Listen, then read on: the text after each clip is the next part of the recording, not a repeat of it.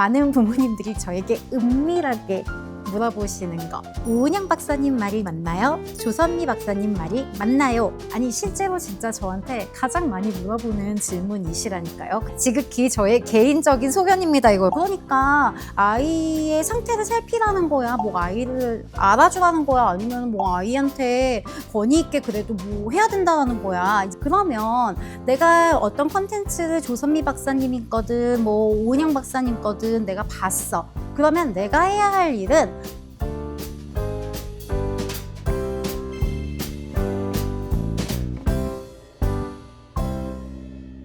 안녕하세요 여러분, 이다랑의 육아낫 언론입니다. 저 오늘 뭐 약간 도시의 여자 같지 않나요? 조금 더 편안하게 여러분과 이야기 나누고 싶어서 새롭고 색다른 장소를 한번 찾아봤습니다. 오늘의 주제는 조금 민감할 수 있지만 어차피 내 채널 많이 안 봐. 괜찮아. 많은 부모님들이 저에게 은밀하게 물어보시는 거, 그거에 대해서 얘기 나눠보려고 해요. 바로 선생님, 오은영 박사님 말이 맞나요? 조선미 박사님 말이 맞나요? 입니다. 아니 실제로 진짜 저한테 가장 많이 물어보는 질문이시라니까요. 그래서 이 주제를 해야 될까 말아야 할까 진짜 고민을 많이 하다가 왜 이런 질문이 나올까 하고 제가 또 열심히 오은영 박사님과 조선미 박사님이 어떤 이야기들을 하시는지 또 열심히 좀 더 열심히 한번 찾아봤습니다. 그랬더니 부모님들이 어떤 지점에서 조금 헷갈릴 수 있겠다라는 부분들을 제가 알겠더라고요. 결론적으로 말씀드리자면 제가 이런 말을 할 자격인지는 잘 모르겠습니다. 하지만 지극히 저의 개인적인 소견입니다. 이거 여기 밑에 하나 남겨주시고요. 네, 저의 어떤 개인적인 의견으로 여러분들이 혼란스러우실 때, 여러 가지 정보들을 마주할 때 둘 다 전문가의 이야기인데 어떤 지점들을 생각해 보시면 좋겠는지 거기에 대해서 이야기를 나눠볼게요.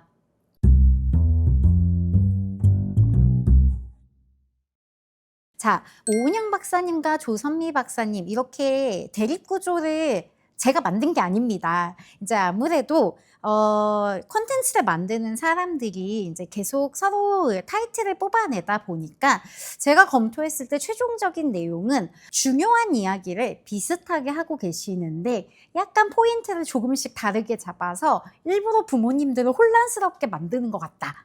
이게 이제 좀 저의 결론입니다. 우선 오은영 박사님 같은 경우에 너무너무 뭐 유명한 분이죠. 그리고 부모님들뿐만 아니라 이제 전문가들이 굉장히 사랑하는 분이기도 하지요.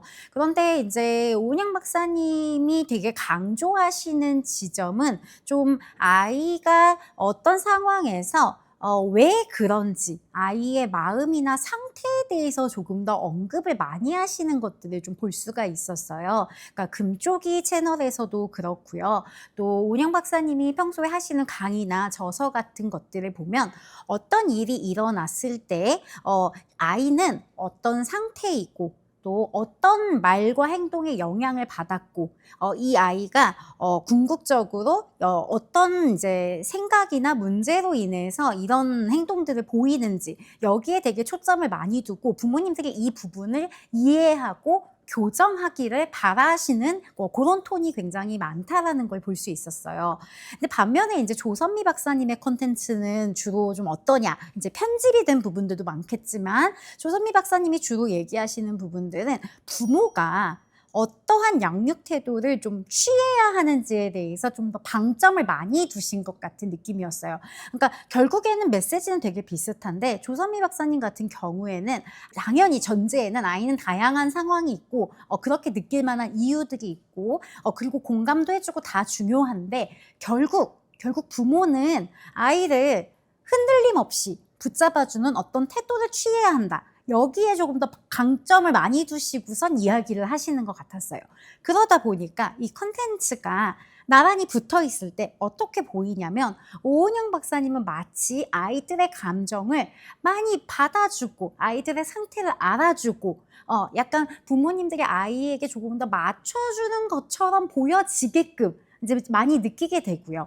조선미 박사님 같은 경우에는 저도 조선미 박사님 컨텐츠도 굉장히 좋아했고 또 책도 많이 읽고 이랬는데, 조선미 박사님의 책을 옛날 저서들도 이렇게 읽어보면 아이에게 공감하지 말라라고 하시거나 뭐 이렇게 아이들의 상태에 대해서는 전혀 보지 마라 이런 얘기 하신 적이 없어요. 거기도 아이들에 대한 부분을 되게 중요하게 생각하는데 궁극적으로 굉장히 아이들에게 권위를 갖고 어떻게 어떤 모양과 말로 얘기를 해야 하는지 이제 그런 쪽에다가 집중을 하신 거죠. 그러니까 얼핏 보기엔 굉장히 대립된 구조처럼 보여서 여기는 공감, 여기는 아이한테 권위, 이제 이런 식으로 보여지기가 굉장히 좋다라는 거예요.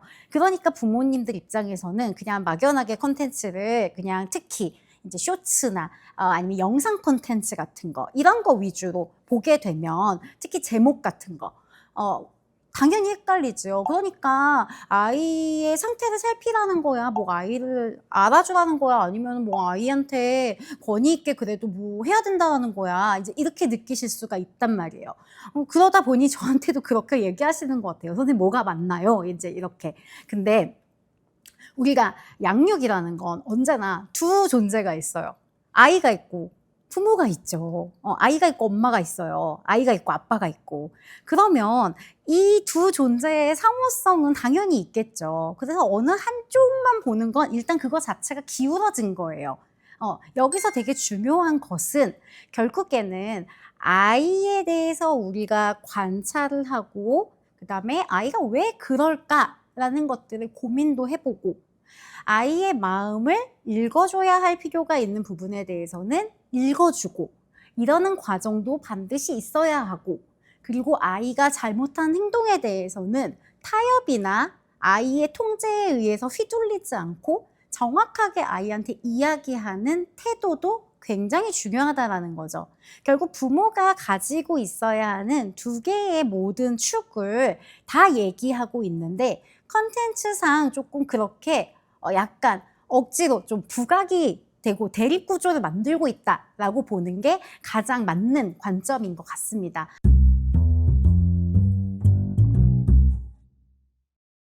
자, 그러면 우리가 이 컨텐츠를 이제 어떻게 바라봐야 하는가라고 했을 때 우리는 사실 왜 정보를 보나요? 이런 정보를 봤을 때 내가 지금 하고 있는 육아가 어떤 지점에 있는지 어떤 문제를 가지고 있는지를 파악하기 위한 재료로서 그런 컨텐츠를 접하고 책을 읽는 거예요. 그걸 똑같이 할 수는 없지만 내가 나의 육아에 대해서 생각해 볼 수 있는 어떤 접점을 마련해 주는 거죠.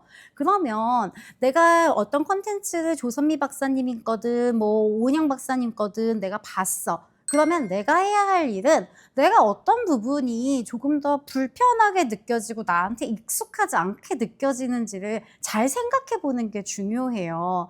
그러니까 내 부모는 부모 나름대로의 성향이 있고 육아하는 방식이 있기 때문에 물론 균형을 되게 잘 맞춰서 가는 대단한 부모님들도 있을 수 있지만 우리 대다수의 부모님들은 좀 한쪽에 좀 더 치우쳐 있을 수 있단 말이죠. 아이의 마음을 좀 관찰하고 공감하는 부분은 약하지만 딱 권위 있게 딱 제안하고 이러는 것들은 좀 잘하는 부모님도 있고, 근데 이런 분들은 과하면 통제가 너무 많아지는 이제 단점이 있겠죠. 그리고 아이의 마음을 이해하는 방법이 점점 좀 멀어질 수밖에 없겠죠. 근데 반대로 또 어떤 부모님들은 아이의 마음을 되게 공감하고 이해해주고 이러는 거는 되게 나름 수월한데 아이한테 권위를 갖고 뭔가 메시지를 분명하게 전하는 걸 굉장히 어려워하거나 조그만한 틈이라도 생기면 아이한테 쉽게 휘둘리는 분들이 있어요. 그러면 약간 이런 부분들이 읽을 때 좀 걸리거나 내가 이거는 안 되는 것 같은데 약간 이런 생각을 할 수 있단 말이죠. 그래서 컨텐츠나 이런 육아 책 이런 것들이 우리에게 주는 시사점은 결국 나의 육아가 어느 지점에 있는지를 객관적으로 바라볼 수 있게 도와준다는 점에서 도움이 되는 거예요.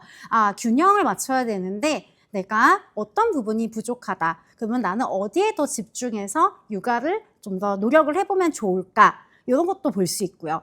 그 다음에 나와 배우자 의 육아를 각각 좀 객관적으로 보면서 우리가 조금 한쪽으로 같이 쏠려 있는지 아니면 너무 대극점에 있는지 아니면 너무 대극점에 있으니까 서로 좀 보완하는 요인으로 육아를 할 수 있겠는지, 이런 것들을 살펴보는 소스로서 좀 사용을 해볼 수 있는 것이지요.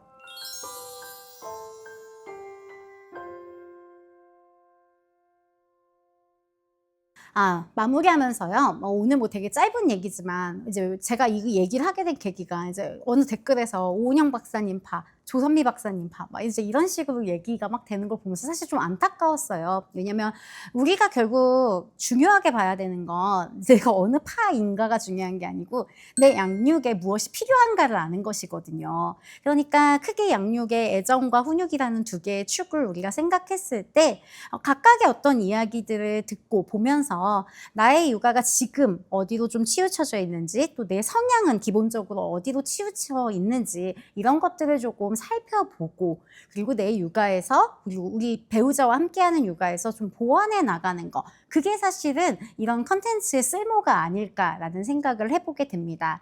제가 여러분께 들려드리는 이런 콘텐츠도 그런 쓸모가 있기를 바라는 마음이에요. 그래서 이렇게 해야 된다라는 우리는 방법론에 굉장히 치중할 때가 많은데요. 사실 육아는 어떤 A라는 방법을 배워서 그대로 한다라는 것보다는 결국 어떤 방법들의 중심이 되는 것들을 파악해서 그걸 나의 성향과 내가 할 수 있는 모양으로 이렇게 빚어나가는 것이 더 현실적인 방법이라는 생각을 하게 됩니다. 그래서 내가 무조건 박사님들이 얘기하는 것들을 그대로 못한다고 너무 자책하실 필요도 없고요. 또 저건 맞아, 저건 틀려, 이렇게 생각하실 일도 아니라는 거. 우리는 이러한 컨텐츠를 조금 더 멀리 두고 객관적으로 파악하고 내 육아에 반영할 수 있는 주체적인 힘을 갖고 있는 게 중요하다는 거. 육아는 저 사람들의 것도 아니고 박사님들의 것도 아니고 여러분의 육아는 여러분의 것이라는 거, 그 지점을 꼭 기억해 주셨으면 좋겠습니다. 네, 저는 오늘 세 개의 질문, 오은영 박사님과 조선미 박사님, 자, 어느 말이 맞을까요? 이런 다소 자극적인 주제에 대해서 이야기를 나눠봤는데, 주제는 완전 어그로였죠. 내용은 너무나 순한 맛이었습니다.